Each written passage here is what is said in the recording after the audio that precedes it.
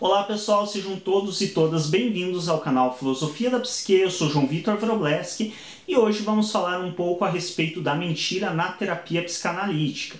Eu tenho alguns vídeos no canal já falando a respeito de sonhos mentirosos, quando um paciente vai para a terapia e relata para o seu terapeuta um sonho que ele criou e que não necessariamente ele sonhou durante a noite. Eu não vou repetir a respeito disso, porque como eu mencionei, já existem vídeos desse gênero no canal, e eu vou deixar o link desses vídeos na descrição deste. Hoje vamos falar sobre uma outra hipótese levantada por uma das seguidoras do canal que assistiu esse vídeo sobre os sonhos. Ela perguntou o seguinte: e se o paciente mentir a respeito de toda a sua vida? Ou seja, se o paciente chegar para o seu terapeuta e inventar uma vida que não pertence a ele. Se ele, por exemplo, disser que é casado e não for, se ele disser que tem filhos, mas não tem. Bom, primeiramente vamos estabelecer uma sequência de pensamentos para compreendermos de onde vem a mentira. Então, Freud definiu o inconsciente, que é uma instância do nosso psiquismo aonde nós não temos controle. Como que Freud conseguiu chegar a essa definição que não temos controle do inconsciente?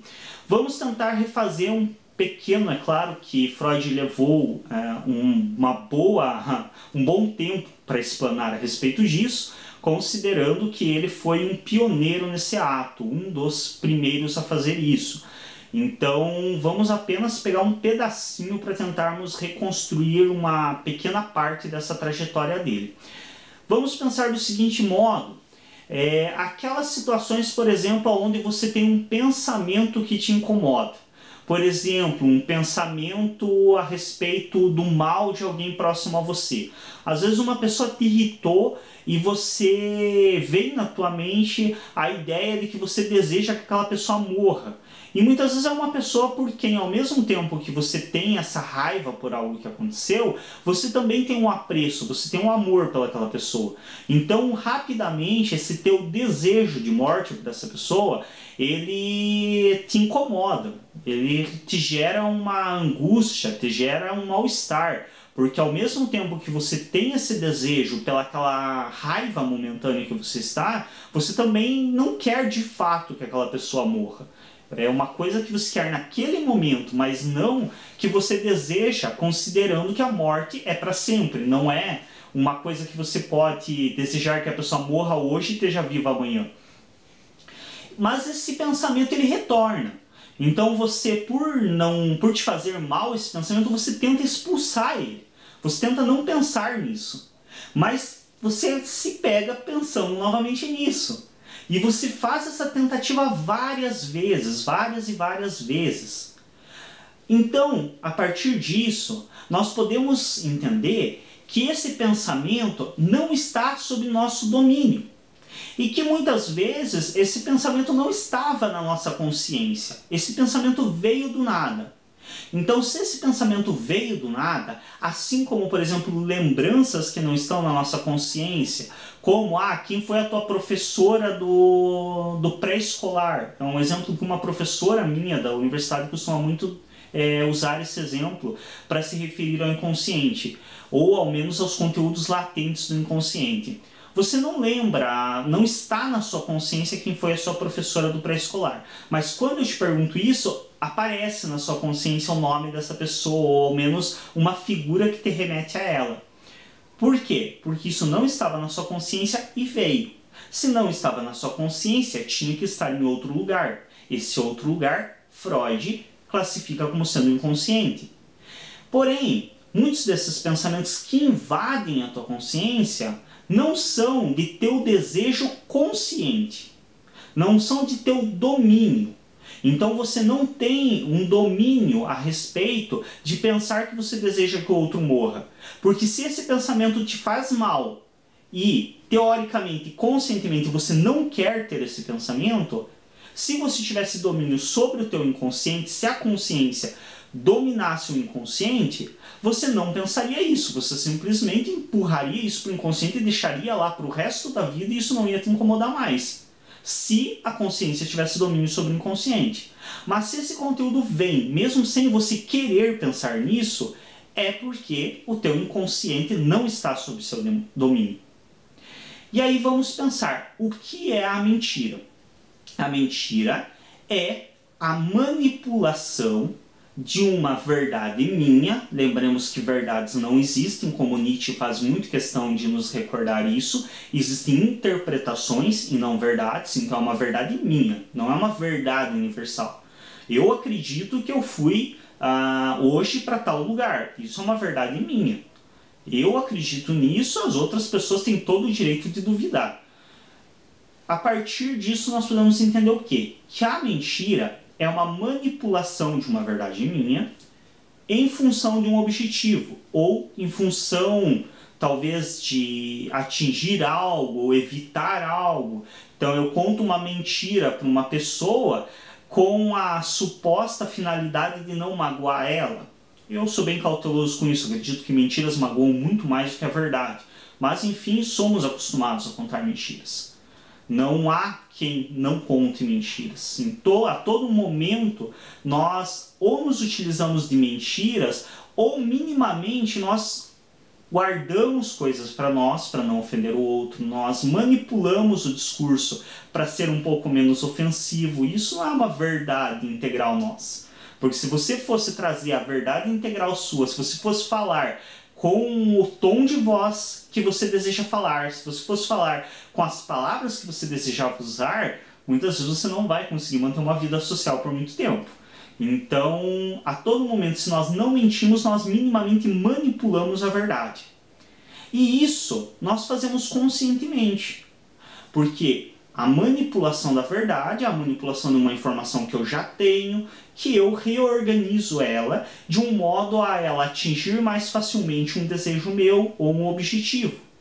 Isso é a mentira, manipular meu discurso de acordo que ele chegue a desejos ou a objetivos que eu tenho. Isso é consciente. Mas lembremos, o enfoque da psicanálise na terapia, na análise do paciente, não é na consciência, mas sim no inconsciente. Lembremos também o que discutimos no começo do vídeo, o inconsciente não está no nosso domínio. O inconsciente foge ao nosso domínio. Por isso eu penso coisas que eu não desejo pensar, ou ao menos eu acredito que não desejo pensar. Por isso, muitas vezes você ouve aquela música, que é uma música bem besta, que para você não faz sentido nenhum, mas aquela música não sai da tua cabeça, e você tenta pensar em outra coisa, você tenta desviar o teu pensamento daquela música, e você se pega cantarolando aquela música. Porque aquela música se ligou a algum conteúdo do teu inconsciente, e o que é inconsciente está fora do nosso domínio.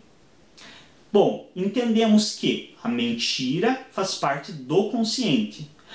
E o material de análise da psicanálise é o inconsciente.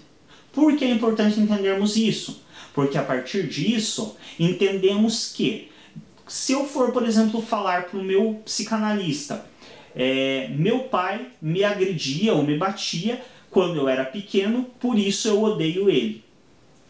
Se eu for falar essa frase para o meu psicanalista, e ao invés de eu dizer esta frase, que seria o meu desejo consciente, eu disser, meu pai me batia quando eu era pequeno, por isso eu ligo para ele.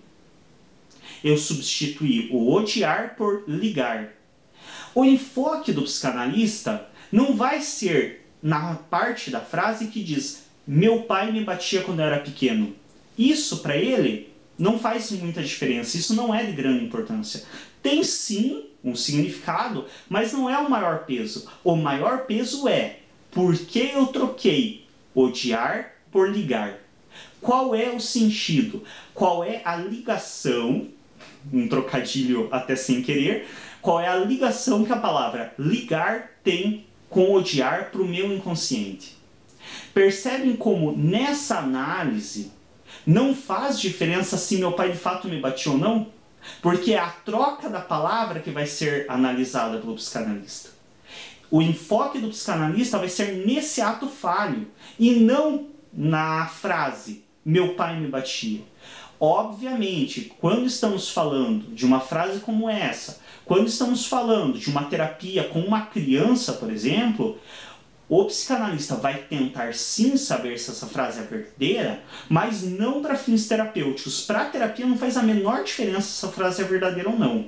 Ele vai tentar saber se essa frase é verdadeira por questões éticas. Porque se uma criança está sendo agredida, eu preciso tomar providências. Eu preciso conversar com essa família, eu preciso fazer com que a agressão cesse, ou eu preciso efetuar uma denúncia. Para isso, por questões éticas, sim, o psicanalista vai tentar saber se essa frase é verdadeira.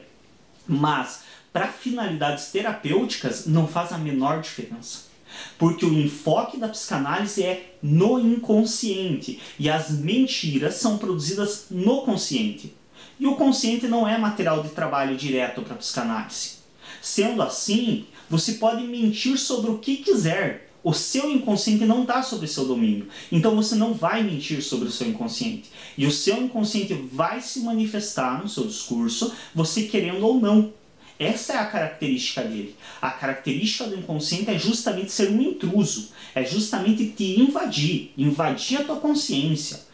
É por isso que o inconsciente nos gera aflição, é por isso que o inconsciente nos gera angústia, porque ele invade a consciência, ele não pede autorização para entrar. E é por isso que você não vai conseguir mentir sobre o inconsciente. Vou usar um exemplo um pouco mais da vida prática, para que fique um pouco mais clara essa questão. Vamos pegar, por exemplo, o ensaio teatral. Então, atores estão ensaiando para a apresentação de uma peça. E aí, no meio desse ensaio, o ator, ao realizar a fala, que era coerente ao seu personagem, ele troca as palavras. Ele troca uma palavra por outra. Ou ele esquece uma fala. Isso é um ato falho. Isso é evidentemente um ato falho. Mas ele não está falando sobre a vida dele. Ele está atuando em função de um personagem. A menos que ele esteja representando um personagem que conta a própria vida, em todas as outras situações nós entendemos que essa atuação é de algo, entre aspas, mentiroso. Porque não é o que ele vive. Aquilo que ele está representando ali não é a realidade dele. Porém, ainda assim o ato falho se manifesta. O ato falho é dele. A realidade que ele está representando pode não ser dele, é de um personagem. Mas o ato falho, essa manifestação do inconsciente é dele.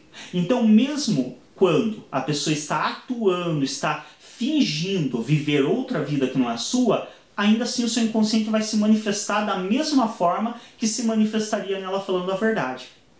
E aí a gente volta à clássica frase inicial terapêutica de Freud.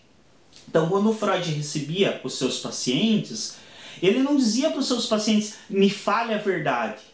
Ou então, fale-me a respeito da sua vida. Não. O que Freud dizia aos pacientes? Fale-me o que lhe ocorrer à mente, sem pudor e sem reprimir, sem se importar se é relevante ou não. Fale-me apenas o que lhe vier à mente. Então, nessa afirmação de Freud, fale-me o que lhe vier à mente, sem pudor e sem restrições, ele não está dizendo fale-me a verdade, ele não está dizendo fale-me sobre a sua vida, não, fale o que vier à mente. Se lhe vierem mentiras à mente, fale-me as mentiras. Se lhe vier um conto de fadas à mente, conte-me um conto de fadas. Porque não é no teu discurso o meu enfoque.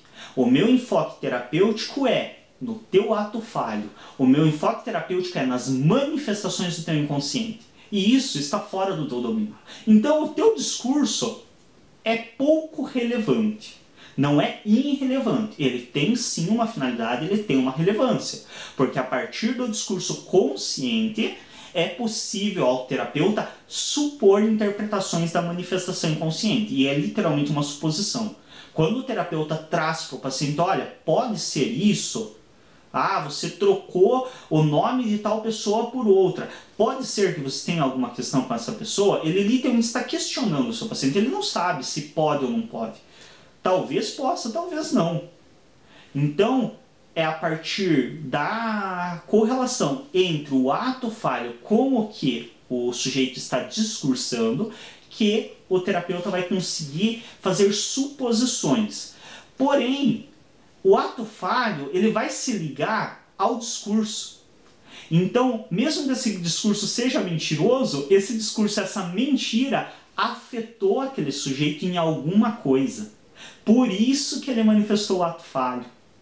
Ele não manifestou o ato falho sem motivo. Foi porque aquela mentira que ele estava contando teve algum significado inconsciente para ele, que escapou completamente do seu domínio. Por isso, novamente frisando, não faz diferença se o discurso do paciente na terapia psicanalítica é verídico ou não. Tanto é que Freud não fazia questão de dizer, conte-me a verdade sobre a sua vida. Não, fale-me o que lhe vier à mente. Porque indiferente ao que você falar, você vai manifestar o seu inconsciente. E o seu inconsciente está fora do teu domínio. Então, você pode tentar mentir o quanto quiser, você vai falar mais verdades a seu respeito do que falando a própria verdade. Para a gente analisar isso, basta retomarmos algumas das nossas mentiras. Então, tenta se recordar, e sem hipocrisias, não vamos dizer que nunca menti na vida, porque se você nunca mentiu na vida ou nunca minimamente disfarçou algum discurso, você provavelmente não tem vida social, porque a nossa sociedade hoje não tolera a verdade. Ou ao menos a verdade de cada um, até mesmo porque a nossa verdade não é a verdade do outro e a nossa verdade muitas vezes é muito agressiva. Mas vamos retomar alguns momentos em que a gente ou mentiu ou então simplesmente tentou não ser tão agressivo com uma coisa que para nós era muito mais agressiva do que estávamos tentando manifestar. Se você reparar nesses momentos na sua vida, ou até hoje se você reparar no seu dia a dia, quando você faz isso, você vai perceber que muitas vezes quando você está contando uma mentira, ou quando você está tentando ser mais delicado do que realmente você gostaria de ser, você comete erros. E geralmente você comete mais erros do que se você estivesse falando normalmente com a pessoa sobre qualquer coisa do teu dia sem ficar com essa preocupação. Será que eu não estou sendo agressivo? Como será que ela vai entender isso que eu estou falando? Ou então, será que ela não está percebendo que eu estou mentindo? Será que essa pessoa não está vendo que essa história que eu estou contando não tem muito senso? Por que que nesses momentos, quando você está contando uma mentira ou quando você está tentando ser mais leve do que você realmente gostaria de ser, você trava, você gagueja, você esquece palavras, você troca palavras? É karma do destino porque você está mentindo? Não. É porque você está mais preocupado com o teu discurso, você está mais focado no teu discurso, tentando não deixar brecha, tentando não deixar que a pessoa perceba que você está mentindo. E nesse enfoque no discurso, você baixa a tua defesa, você baixa a tua repressão. E quando você baixa a tua repressão, você escorrega.